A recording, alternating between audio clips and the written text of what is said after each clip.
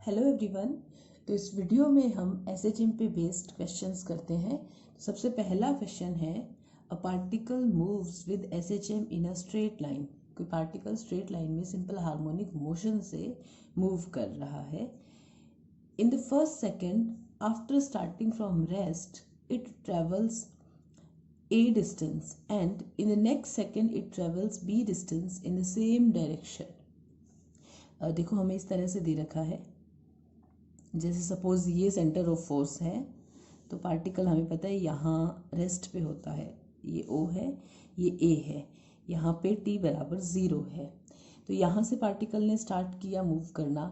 एक सेकंड के बाद, एक सेकंड में उसने क्या क्या लिखा है, in the first second after starting from rest, rest से शुरू करने के एक सेकंड के बाद इट ट्रेवल्स ए डिस्टेंस।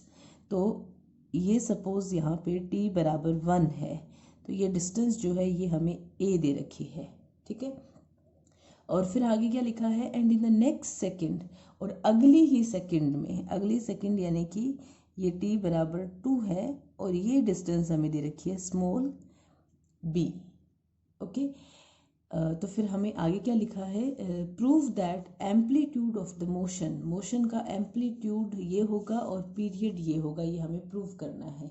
देखो वैसे तो हम एम्पलीट्यूड ए मानकर चलते हैं, लेकिन यहाँ ए ऑलरेडी दे रखा है, तो हम ऐसा करते हैं, मोशन का एम्पलीट्यूड हमें पता है ओ ए होता है, तो एम्पलीट्यूड सपोज हमने डी अज्यूम कर लिया, ठीक है। सोल्यूशन स्टार्ट करते हैं। तो हमारे पास जो भी यहाँ पे देखो हमें डिस्टेंस एंड टाइम दे रखा है, तो हमें डिस्टेंस एंड टाइम वाला रिलेशन यूज करना होगा।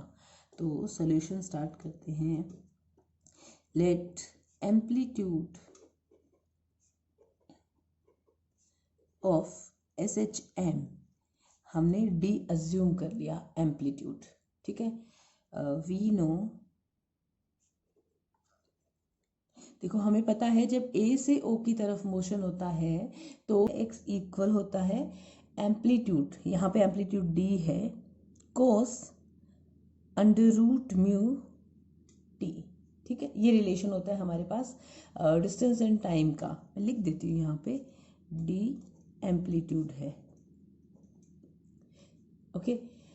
अब हमें क्या दे रखा है, गिवन है at t equal 1 x equal, अच्छा हमने जब एसएचएम पढ़ा था तो हमने देखा था x किस चीज़ को डिनोट करता है, x पार्टिकल की पोजीशन की सेंटर ऑफ फोर्स से डिस्टेंस को डिनोट करता है। हमें ये दे रखा है कि ये वाली दूरी a है, लेकिन x तो देखो पार्टिकल की पोजीशन यहाँ पे है आफ्टर 1 सेकेंड, एक सेकेंड के बाद पार्टिकल की पोजीशन ये है, तो हमें x यानी कि ये वाली डिस्टेंस चाहिए। तो सपोज मैं इस पॉइंट को B और इस पॉइंट को C अज्यूम कर लेती हूँ, तो हमें OB डिस्टेंस चाहिए। तो OB डिस्टेंस कितनी होगी, x बराबर OB यानी कि D माइनस A। देखो OA जो है वो D है और ये AB जो है ये स्मॉल a है, तो OB D माइनस A होगी। तो हम इसे यूज़ कर लेते हैं, D माइनस A इक्वल आया D कोस अंडर रूट म्यू, क्योंकि D बराबर तो 1 है। अब हमें आगे क्या दे रखा है, अगली सेकंड में, अगली सेकंड में मतलब रेस्ट से शुरू होने के बाद तो सी पॉइंट तक आते आते 2 सेकंड हो चुके हैं ना, तो 2 सेकंड में एक्स कितना है, अब एक्स पार्टिकल की पोजीशन यहाँ पे है, तो सी पॉइंट पर है पार्टिकल, इसकी ओ से डिस्टेंस कितनी होगी, मतलब ओ से डिस्टेंस कितनी होगी, देखो इतनी a प्लस बी है और ये टोटल d है, तो ये वाली डिस्टेंस हो जाएगी d minus a minus b, okay. तो हम लिख लेते हैं at t equals to 2 second के बाद, क्योंकि अगली सेकंड में हमें दे रखा है, लेकिन जो हम टाइम जो मेज़र करते हैं वो हम रेस्ट वाली पोजीशन से देखते हैं कि कितना टाइम हुआ है। तो at t is equals to x कितना दे रखा है हमें, d minus a minus b, तो इसका मतलब d minus a minus b equal d cos 2 root mu, okay. तो अब देखो हमारे पास ये सपोज इक्वेशन नंबर 1 और ये सपोज इक्वेशन नंबर 2। अब ये दोनों इक्वेशंस में हमारे पास a एंड b तो ऐसी वैल्यूज़ है जो हमें गिवन थी, तो उनके फॉर्म में हमें आंसर चाहिए, और आंसर के अंदर कोस भी आ रहा है, जो टाइम पीरियड वाला आंसर है, पीरियड वाला, उसमें तो कोस की भी ऐसी कोई प्रॉब्लम नहीं है। डी हमें फाइंड आउट करना है और अंडर रूट म्यू, क्योंकि पीरियड का फॉर्मूला होता है 2 pi upon under root mu, तो हमें अंडर रूट म्यू भी फाइंड आउट करना है। तो एम्पलीट्यूड फाइंड आउट करने के लिए तो हमें अंडर रूट म्यू को हटाना होगा और डी की फॉर्म में दोनों इक्वेशन से डी की फॉर्म में रिड्यूस करना होगा ताकि हम डी की वैल्यू निकाल सकें। ओके, तो जो इक्वेशन नंबर 2 है, इसी से हम ऐसा करते हैं, कोस 2 रूट म्यू बराबर लिख देते हैं D minus A minus B upon D. ठीक है, अब हमें इसको फर्स्ट से रिलेट करना है। यहाँ पे कोस 2 रूट म्यू है और वहाँ पे कोस रूट म्यू है, तो जो हमारे पास कोस 2 थीटा एंड कोस थीटा वाला रिलेशन होता है ना, वो यूज़ कर लेते हैं। तो वो होता है 2 cos square root mu minus 1 equal D minus A minus B upon D. ठीक है, सिंस कोस 2 थीटा इक्वल होता है 2 cos square theta minus 1। Okay, अब हम यहाँ पे 1 से कोस रूट म्यू की वैल्यू पुट कर देते हैं। तो 2 कोस रूट म्यू की वैल्यू होगी D minus A upon D square minus 1 equal D minus A minus B upon D. तो इसे सिंप्लीफाई करते हैं, ऐसा करते हैं हम, यहाँ पे डी स्क्वायर एलसीएम लेते हैं। तो देखो ये तो बनेगा 2 D square plus A square minus 2ad minus D square equal इधर है D minus A minus B upon D. ठीक है, ये डी से क्रॉस मल्टीप्लाई करेंगे तो ये डी स्क्वायर उधर जाके ये अपॉन वाले डी से एक पावर कैंसिल होगी, मतलब इन शॉर्ट एक डी इधर मल्टीप्लाई होगा। तो लिख देते हैं हम इसे 2 D square plus 2 A square minus 4ad minus D square equal एक डी को इधर मल्टीप्लाई करना है, तो D square minus A D minus B D.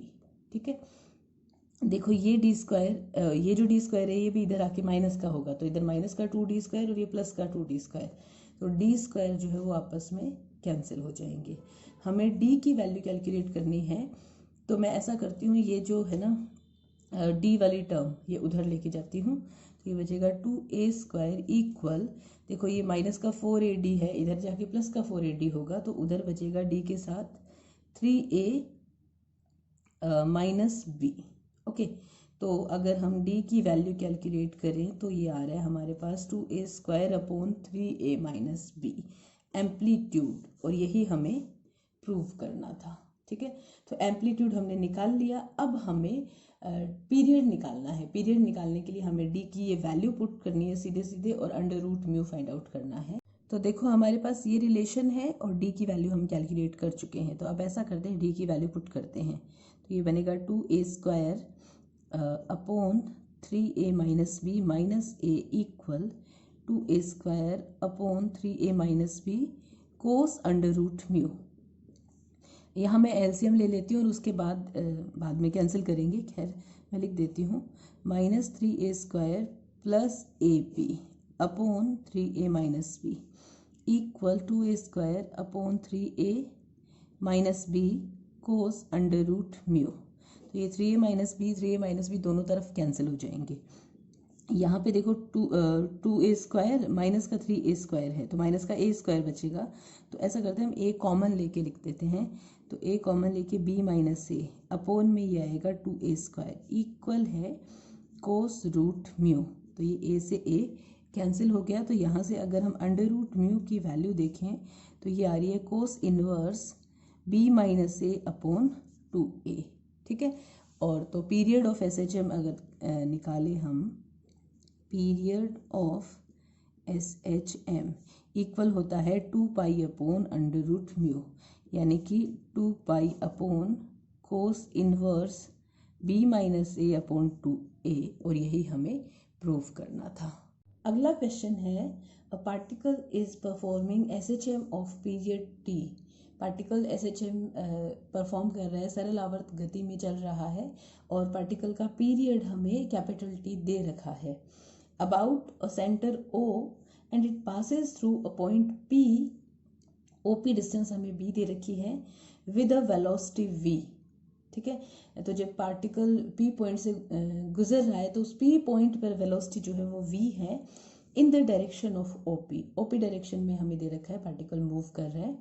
Prove that the time between laps before it returns to P is this much. देखो हमें ऐसे दे रखा है, ये जो है सेंटर ऑफ फोर्स है O, ठीक है, और ये मान लो A है हमारा। ओके, हमें ऐसे दे रखा है कि जब पार्टिकल O से P की तरफ चल रहा है और जब वो P पॉइंट पर है तो ये जो डिस्टेंस है ना ये B है, और इस पॉइंट पर V जो है वो वेलोसिटी है। वैसे जनरली हम क्या करते हैं, हम टाइम t पे जो वेलोसिटी होती है ना उसे V अज्यूम करते हैं। टाइम t पे मतलब जब इसकी डिस्टेंस x होती है तो उस वेलोसिटी को, तो मान लो हम ऐसे ऐसे कह देते हैं कि ये जो है ये p डैश है, ये डिस्टेंस x है, और यहाँ पे जो वेलोसिटी है वो हम v1 अज्यूम कर लेते हैं।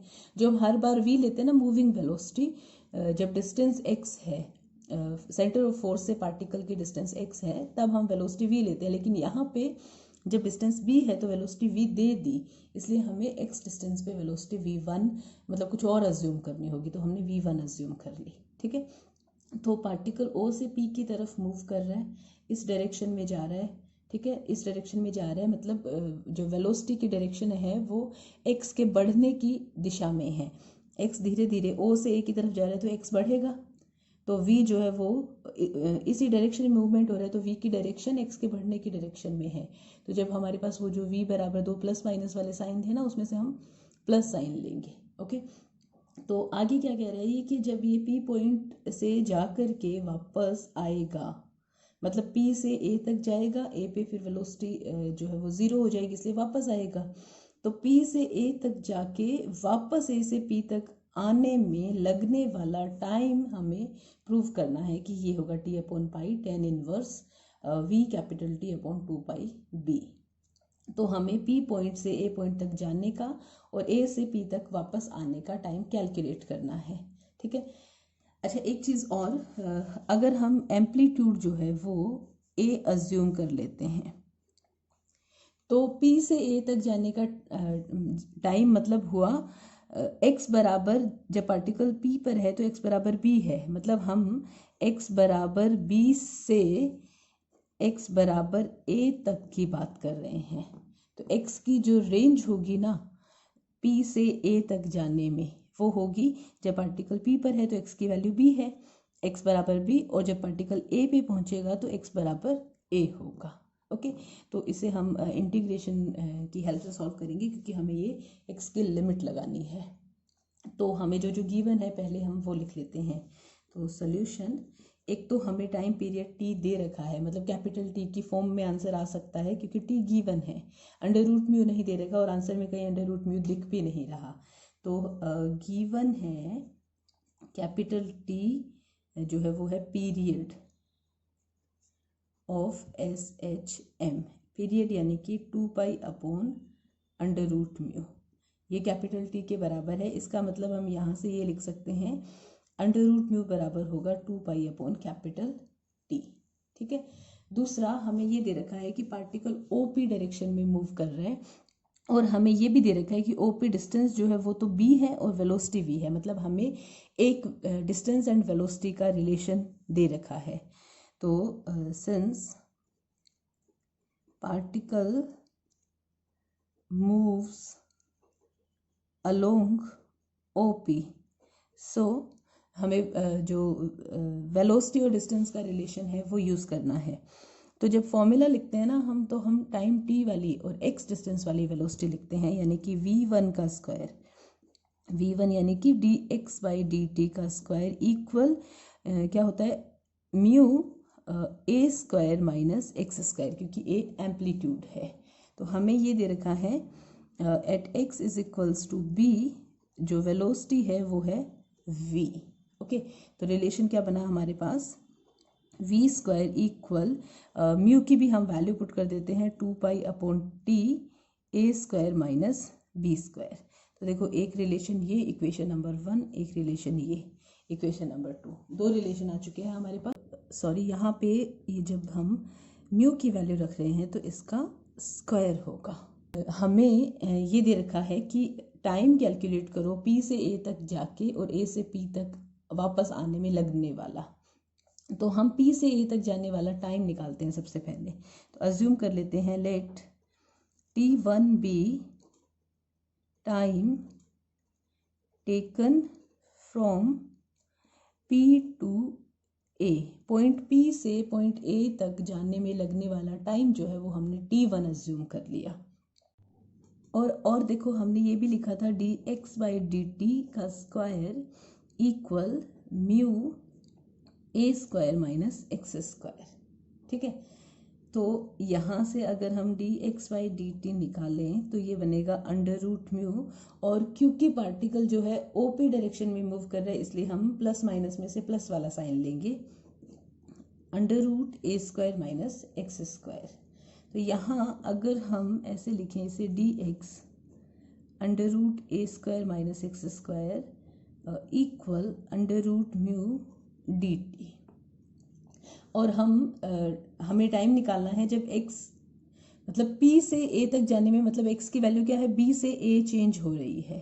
ठीक है, और हम ये कह रहे हैं p से a तक जाने में टाइम जो है वो कैपिटल T1 लग रहा है, ऐसा हमने अज्यूम किया है। तो इस तरह से बनेगा ये इंटीग्रेशन, देखो b टू a, x की लिमिट जो है वो तो होगी b से a, dx upon under root a square minus X square.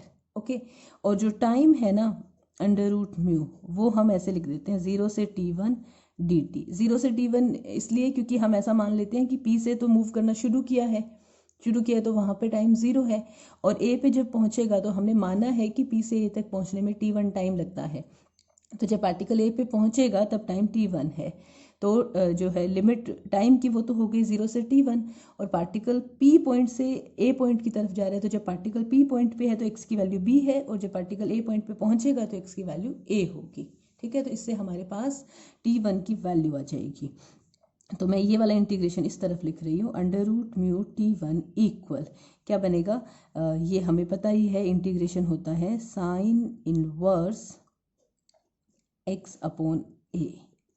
ठीक है, b to a, limits put करेंगे तो साइन इनवर्स a जब पुट करेंगे तो a अपॉन a यानी कि 1 हो गया, तो मैं लिख देती हूँ sine inverse 1 sign inverse b upon a। देखो साइन इनवर्स 1 जो होता है वो π/2 होता है, तो π/2 minus sine inverse b upon a। ठीक है, π/2 माइनस साइन इनवर्स को हम लिख सकते हैं cos inverse b upon a। Under root mu T1 बराबर आ रहा है cos inverse b upon a, but answer तो हमें 10 की फॉर्म में चाहिए। ठीक है, तो कोस इनवर्स को 10 इनवर्स की फॉर्म में अगर हम चेंज करते हैं तो ये बनता है, देखो ये सीधा सीधा वहाँ से रूल लगेगा, जो कोस के लिए फॉर्मूला होता है वो होता है राइट एंगल ट्रायंगल, मैं थोड़ा सा बनाकर ही बता देती हूँ, तो सॉरी विजिबल नहीं है। कोस का फॉर्मूला क्या होता है, बेस यानी कि बेस b है अपॉन हाइपोटेन्यूज यानी कि a है, और 10 के लिए फॉर्मूला क्या होता है, परपेंडिकुलर, तो हमें ये परपेंडिकुलर निकालना पड़ेगा। तो परपेंडिकुलर अगर हमें बेस और हाइपोटेन्यूज पता है तो ये वाली डिस्टेंस जो है वो हमें पता है क्या होगी, under root a square minus b square. तो अगर हम कोस को 10 में चेंज कर रहे हैं तो ये बनेगा under root a square minus b square upon perpendicular upon base होता है, तो बेस हमें पता है b है। ओके, तो यहाँ से अगर हम T1 की वैल्यू निकालते हैं तो देखो T1 बराबर ये आएगा 1 अपॉन अंडर रूट म्यू, और 1 अपॉन अंडर रूट म्यू की वैल्यू है T अपॉन 2 और 10 inverse under root a square minus b square upon b, ये आ रही है वैल्यू। अब ये a एम्पलीट्यूड जो है ये भी हमें गिवन नहीं था, हमने अज्यूम किया था, तो हमारे पास एक और रिलेशन आया था v square equal 2 upon capital T का whole square a square minus b square. तो यहाँ से अगर हम under root a square minus b square निकालते हैं तो ये बनेगा vt अपॉन 2। ठीक है, तो ये वैल्यू हम यहाँ पुट कर देते हैं, तो t upon 2 10 inverse vt upon 2 b, ये आ रहा है T1। T1 क्या है, टाइम है taken from P to A, P से A तक जाने में लगने वाला टाइम। अब हम इसे थोड़ा सा समझते हैं ज्योमेट्रिकली, ये O पॉइंट है, ये हमारा P पॉइंट P पॉइंट, और ये हमारा A पॉइंट। हम क्या कह रहे हैं, P से A तक जाने में T1 टाइम लग रहा है। ठीक है। और हमें टोटल P से A तक जाके A से P तक वापस आने का टोटल टाइम निकालना है। तो अभी हमें A से P तक आने का टाइम निकालना पड़ेगा। तो जब पार्टिकल P से A की तरफ जा रहा है PA, तो उस सिचुएशन में देखो जो फंक्शन था ना dx/dt, वो तो ये था √μ √a² - x², ठीक है। और x की लिमिट क्या थी, x की लिमिट थी B से A, तो हमने इसको इंटीग्रेट किया था B से A के बीच में। अब जब पार्टिकल A से P की तरफ आएगा, P ये डायरेक्शन है और ये AP डायरेक्शन है, AP डायरेक्शन में जब मूव करेगा तो हमें पता है ये जो dx/dt इक्वल है, यहाँ हम माइनस साइन लेंगे, माइनस √a² - x², ठीक है। और A से P तक आने में जो लिमिट है x की वो भी चेंज होगी, A से B हो जाएगी। अब देखो इन दोनों इंटीग्रेशंस में क्या कोई फ़र्क रह गया? यहाँ हमें इस फंक्शन को इंटीग्रेट करना है B से A के बीच में, और यहाँ हमें इसी फंक्शन के साथ विद नेगेटिव साइन है और लिमिट जो है वो A से B है। तो अगर यहाँ पे हम इंटीग्रेशन की लिमिट चेंज करेंगे, मतलब A से B लिमिट को B से A बनाएंगे, कन्वर्ट करेंगे, लिमिट को चेंज करेंगे, तो ये माइनस जो है ये प्लस हो जाएगा। मतलब इस इंटीग्रेशन को सॉल्व करना इज सेम एज इस इंटीग्रेशन को सॉल्व करना। तो यहाँ से जो आंसर आया वही आंसर यहाँ से आएगा, यानी कि कैपिटल T1 टाइम जो P से A तक जाने में लग रहा था वही टाइम A से P तक जाने में भी लगेगा, ठीक है। तो ये जो T1 है वो क्या है, T1 is time taken from P to A equal time taken from A to P। A से P तक लगने वाला जो टाइम है वही बराबर आएगा P से A तक लगने वाले टाइम के लिए, इसलिए T1 जो टाइम हमने P से A तक लगने वाला अज्यूम किया था वही A से P तक लगने वाला टाइम भी होगा। अब जो रिक्वायर्ड टाइम है जो हमें निकालना है वो क्या था, P से A पे जाके A से वापस P पे आने का टाइम, मतलब हमें इस T1 को 2 बार ऐड करना है। तो रिक्वायर्ड